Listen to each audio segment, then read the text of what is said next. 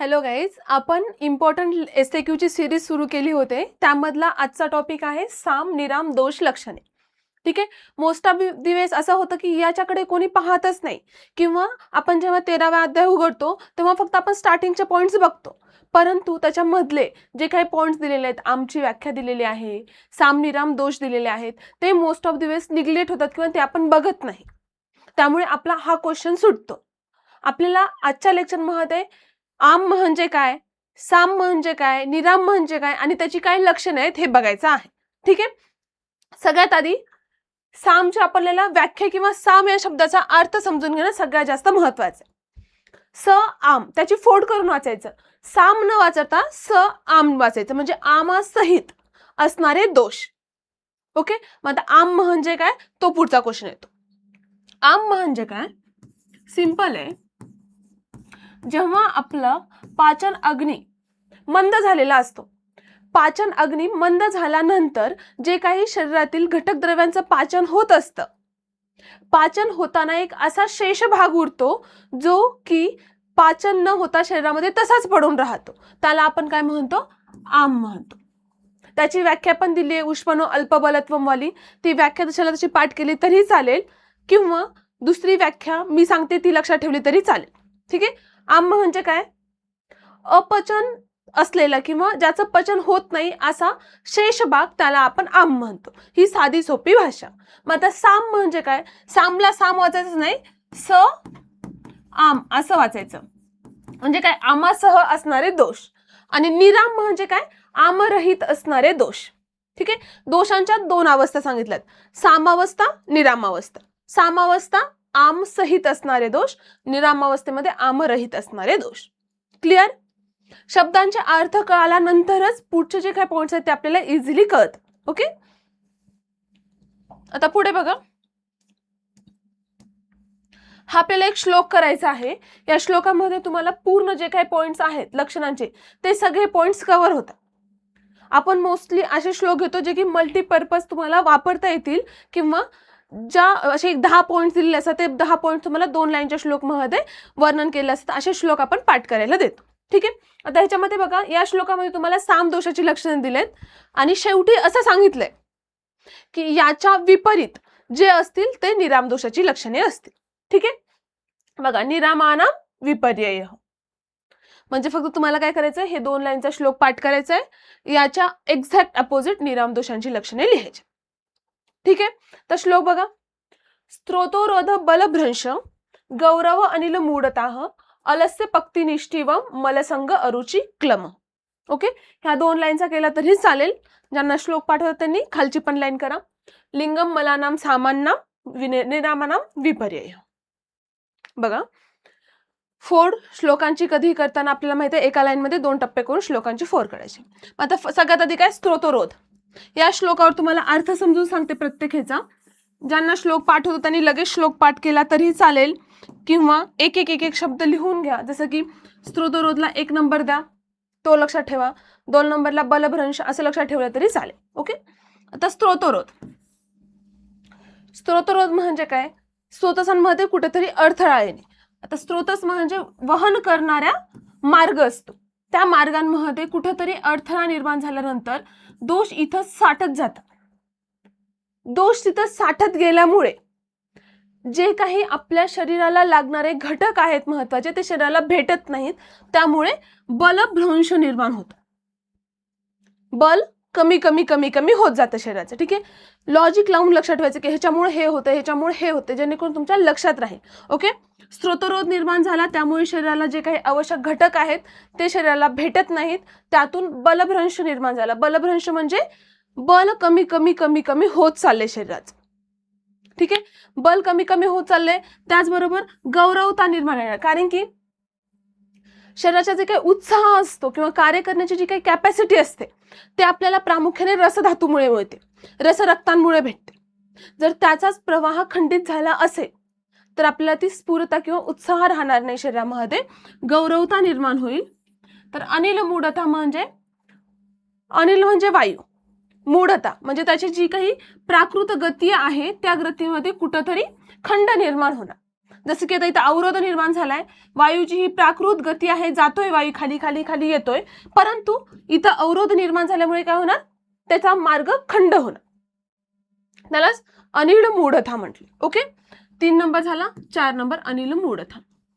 Okay, स्त्रोतोरोध बलभ्रंश गौरव Anil मूढता.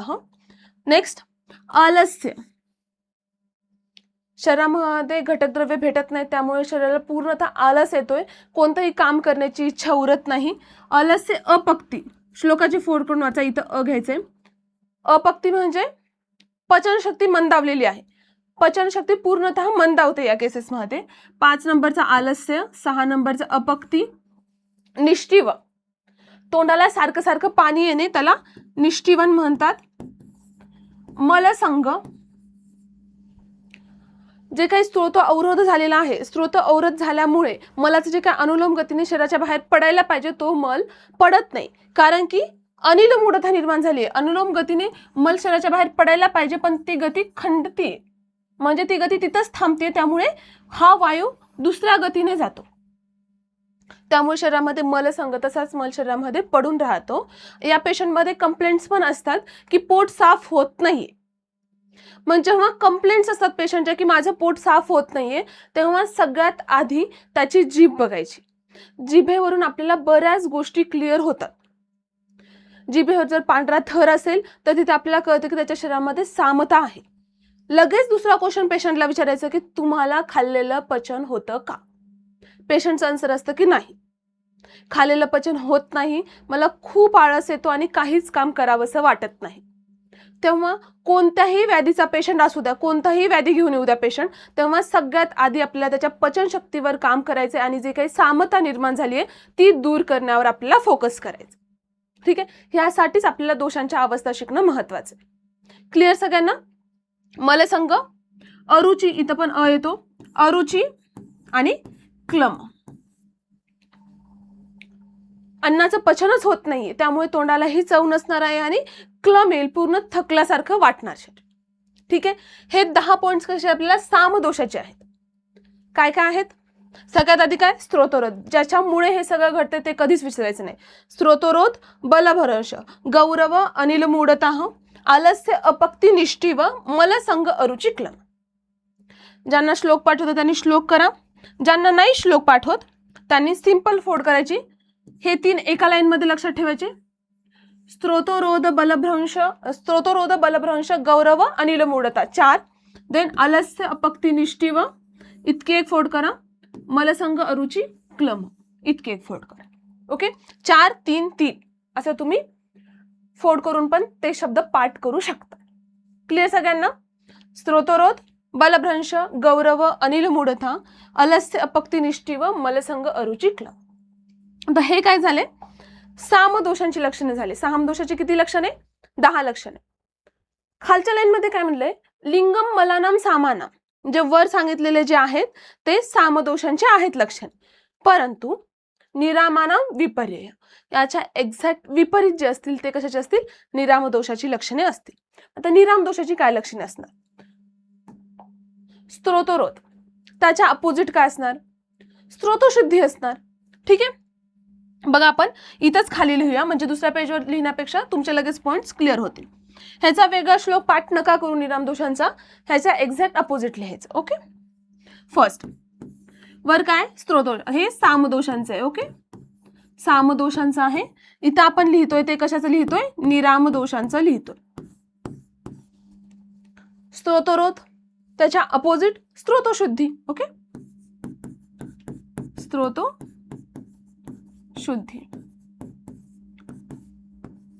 Second काय, बलभ्रंश, म्हणजे काय होते, बल कमी कमी होत चाललंय साम मध्ये, ह्याच्यामध्ये काय होणार, बल प्राप्ती होणार. स्त्रोतरोध बलभ्रंश गौरवता, गौरवताच्या अपोजिट काय, शरीर लाघवता,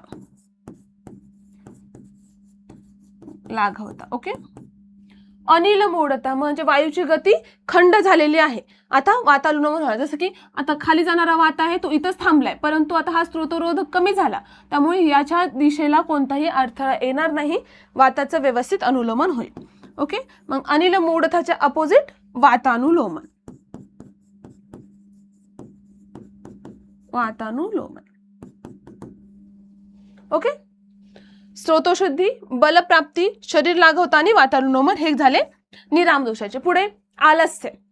आलस्याच्या अपोजिट काय असणार? उत्साह. देन 6 नंबरला काय सांगितलं होतं आपण? अपक्ती, म्हणजे पचन होत नाही, तर इथं पक्ती येणार, म्हणजे पचन सुधारते. पचन सुधारणे.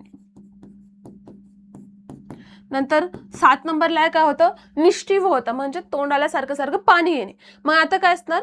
जे काही मुख आहे, मुख निषेधन असणार, म्हणजे मुखामध्ये शुद्धी निर्माण होणार, किंवा एक जे काही अरुची आहे ती आपल्या मुखामध्ये प्राप्त होणार.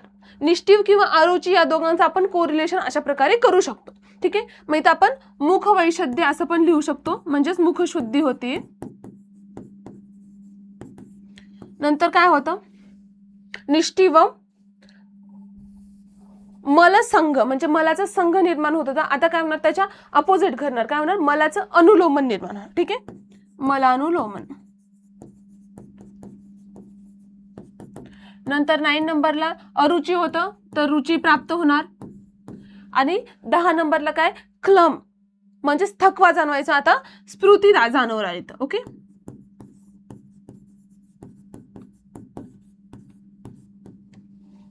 क्लिअर सगळ्यांना? या श्लोकच्या एक्झॅक्ट अपोजिट आपण 10 गुणधर्म खालचे लिहिले. मग खालचं काय आहे? निरामदोषांचा आहे, वरचं काय आहे? सामदोषांचं आहे. ओके. क्लिअर? आणि एक्झाम मध्ये ज्यांना श्लोक नाही पाठवत त्यांना पण सांगितले की कशा प्रकारे तुम्हाला लक्षात ठेवता येईल. ओके. एक श्लोक पाठ केला तरी तुमचा एक एसएक्यू इथं कव्हर होतो.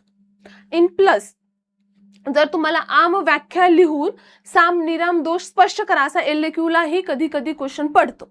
ठीक आहे. आम व्याख्या आपण खूप चांगल्या पद्धतीने ॲपवर कव्हर केलेली आहे, किंवा ह्याच्या पुढचे सगळे पॉईंट्स आपण ॲपमध्ये कव्हर केलेले आहेत, ते तिथे तुम्ही जाऊन बघू शकता.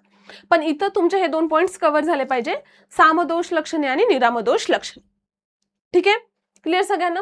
अशाच हे पाठ करायचे, शॉर्ट नोटमध्ये तुमच्या नोटबुकमध्ये लिहून घ्यायचे. ओके. बाकीचे जे काही लेक्चर्स आहेत ते आपल्या ॲपवर अवेलेबलच आहेत. असंच आपण जे काही इम्पॉर्टंट एसएक्यूची सिरीज आहे ती कंटिन्यू करू. पुढच्या लेक्चरमध्ये आपण पुढचा टॉपिक घेऊ. आपल्या डिस्क्रिप्शन बॉक्समध्ये ॲपची लिंक दिलेली आहे. ज्यांना पुढचे लेक्चर्स पाहायचे आहेत किंवा पूर्ण सिलेबस कव्हर केलेला आहे, तिथं सगळ्या सब्जेक्टचा सिलेबस तिथं कव्हर केलाय, ते ॲप डाउनलोड करून तुम्ही तिथं बघू शकता. ठीक आहे. थँक्यू.